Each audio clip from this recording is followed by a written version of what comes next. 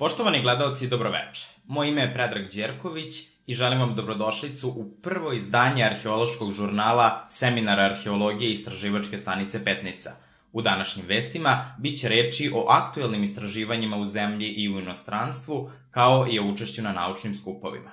Na početku emisije donosimo vesti sa zaštitnih iskopavanja arheološkog lokaliteta Ključ u selu Bošnjane kod Paraćina, gde kolege iz Zavičajnog muzeja u Paraćinu istražuju lokalitet iz starijeg gvozdenog doba. Na vezi imamo kolegu Filipa Stepanovića koji se javlja sa lica mesta. Filipe?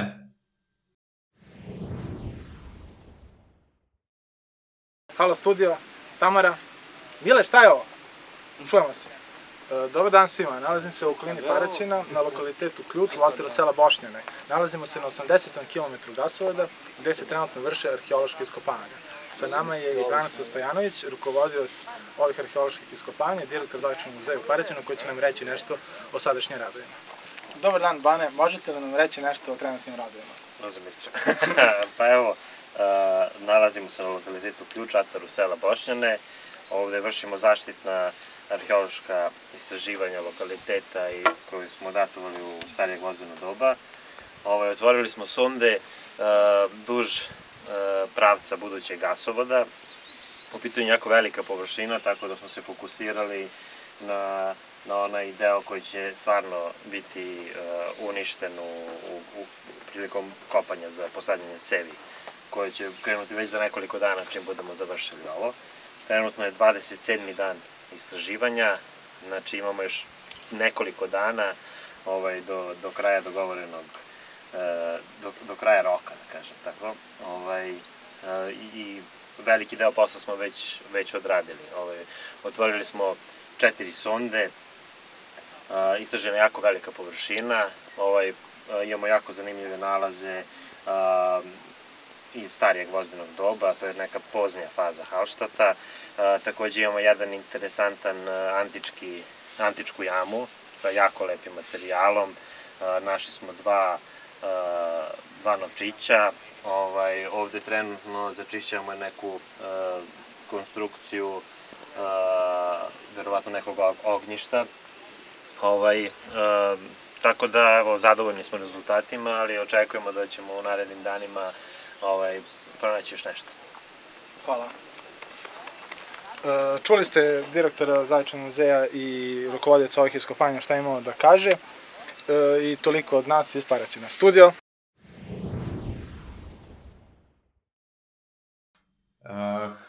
Hvala Filipe, a mi nastavljamo sa vestima iz zemlje i selimo se na jugoistok Srbije u Belu Palanku, na antički lokalitet Remezijana, gde su u toku sistematska arheološka istraživanja pod rukovodstvom arheološke zbirke Filozofskog fakulteta Univerziteta u Beogradu. Na licu mesta se nalazi Dimitrije Marković koji razgovara sa rukovodiocem istraživanja dr. Markom A. Jankovićem. Dimitrije?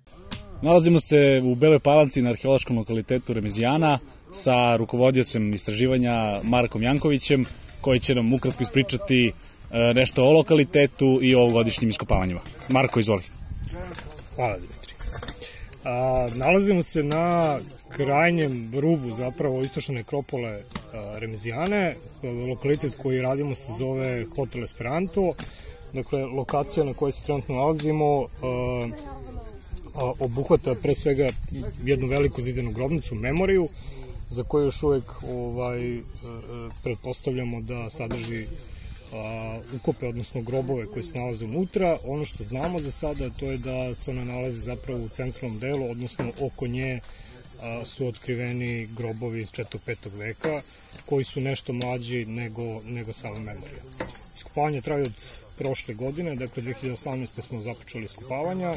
Iskopavanja su prošle godine pokazala da imamo objekat koji je veliki, koji, kako kažem, je prošle godine prevazilazio i snage i vreme koje smo imali za prethodnu kampanju, tako smo nastavili ove godine. Situacija je manje više slična, dakle ono što smo uspjeli ove godine to je da otkrijemo čitav gabarit objekta i da otkrijemo sve grobove koji se nalaze oko njega. U redu, da li se planira nastavak istraživanja? A planira se nastavak, svakako vidjet ćemo na kojoj lokaciji. Dakle, ono što je ideja, to je da se čitav ovaj teren na kome se nalazimo geofizički snimi, da bi mogli da vidimo šta još ima od nalaza, odnosno od grobnica, pošto pretpostavljamo da ovo nije jedina, nego da ih ima više. Ono što je takođe zanimljivo, a to je da se čitav ovaj kosmološki lokalitet zapravo nalazi na preistorijskom lokalitetu i da su ljudi koji su gradili ovaj objekat i ukopavali grobove zapravo štetili preistorijsko naselje, čije ostatke imamo u zapadnom delu sonde. Kada to kažete, da li je praksa da se istražuje celokupan lokalitet u smislu i ta preistorijska nalazišta ili se samo bazira na Rimu?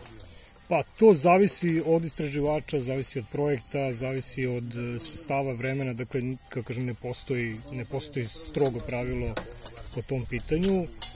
Često se dešava, recimo, da ako se neko bavi iskopavanjem rimskih objekata, da zapravo radi istraživanje koje će pokriti samo to.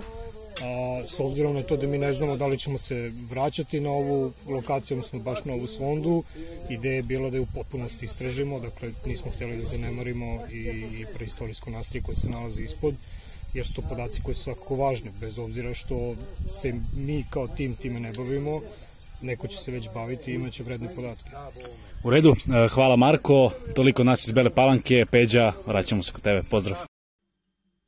Hvala Dimitrije, a nakon nekoliko godina ponovo su pokrenuta sistematska arheološka iskopavanja lokaliteta Gradina na Jelici, pod rukovodstvom Filozofskog fakulteta Univerziteta u Beogradu i profesora doktora Mihajla Milinkovića. Istraživanja traju više od 30 godina, tokom kojih su na prostoru lokaliteta registrovani ostaci 5 crkava, rezidencije, kuće za stanovanje, radionice i skladišta, kao i nekropole. Naša ekipa dobila je ekskluzivni snimak sa istraživanja i ovom prilikom želimo da se zahvalimo timu koji trenutno radi na terenu. A mi prelazimo na vesti iz sveta. Naš kolega Dimitrije Marković učestvovao je sa 2 koleginice iz Srbije na Međunarodnoj arheozoološkoj konferenciji za studente postdiplomce koja je održana u glavnom gradu Jermenije, Jerevanu. Sledi prilog sa ovog kongresa. Sada će nam jedan od organizatora, Marija Antonisijan, reći nešto više o konferenciji koju smo prisustvovali. Hey, I'm Maria and we are in Armenia now and we are organizing postgraduate zooarchaeology forum, the 8th forum in its history. And we have here 40 participants from all over the world, mainly Europe, and we have participants from India, from UK, Poland, Serbia, Belgium, and many countries. So, thank you, Maria. Thank you. Čuli ste, nalazimo se na lokalitetu Garni, u pozadini se vidi jedini grčki hram u Jermeniji i nadalje uživajte u kadrovima sa konferencije iz ove zemlje.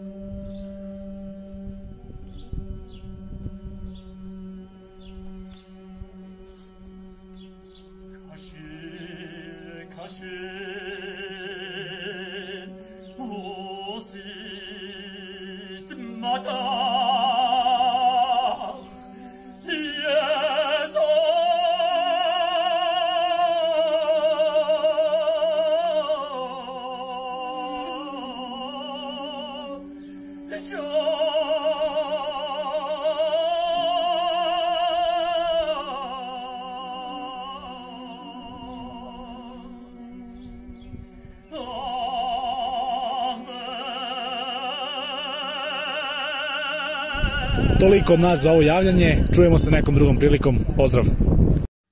Sledi segment prelistavanje štampe, gde vas upoznajemo sa značajnim otkrićima u inostranstvu tokom proteklog meseca. Pa su tako, na primer, na Kipru otkriveni ostaci olupine rimskog broda na južnoj obali ostrva od strane ronioca sa univerziteta na Kipru, a nedaleko odatle ljudska lobanja iz pećine u južnoj Grčkoj datovana je na pre 210.000 godina, što ukazuje na to da su moderni ljudi napustili Afriku i stigli u Evroaziju nekih 150.000 godina ranije nego što su naučnici prethodno smatrali. Sa druge strane sveta, recimo, u severoistočnoj Kini pronađena je lobanja stara oko 12.000 godina, a recimo u toku je istraživanje blizu modernog grada Agrigento na Siciliji, gde arheolozi istražuju ostatke antičkog grčkog pozorišta. Na kraju, naša dopisnica Tamara Pavlović javlja se sa letovanja u Grčkoj, sa preporukom za obilazak jednog arheološkog lokaliteta u okolini Preveze iz antičkog perioda. Ovaj grad podigao je Oktavijan Avgust nakon pobede nad Markom Antonijem i Kleopatrom u bici kod Akcijuma 31. godine pre nove ere. Do sada su otkrivene terme, nimfeumi, vila sa mozaicima i veliko pozorište. Tamara? Jeste, Peđa, nalazimo se na arheološkom lokalitetu Nikopoli koji se nalazi nedaleko od Preveze, tako da svi oni koji idu na Lefkadu ovog leta mogu da svrate i da se oporave na lokalitetu Nikopoli. Lokalitet, kao što ste već čuli, je izgradio Oktavijan Avgust u čast bogu Apolonu i ovo je mesto gde su se nekada u antičko doba odigravali spektakli, borbe i poetske i dramske večeri. Sa leve strane se nalazi još uvek neotkriven stadijum koji se nadamo da će u nekom narednom periodu biti otkriven od naših grčkih kolega arheologa. Koliko smo čuli od naših reportera, na granicama nema mnogo zadržavanja, pažljivo vozite i svratite na neki arheološki lokalitet. Bilo bi to sve za ovo izdanje arheološkog žurnala. Doviđenja do sledećeg viđenja.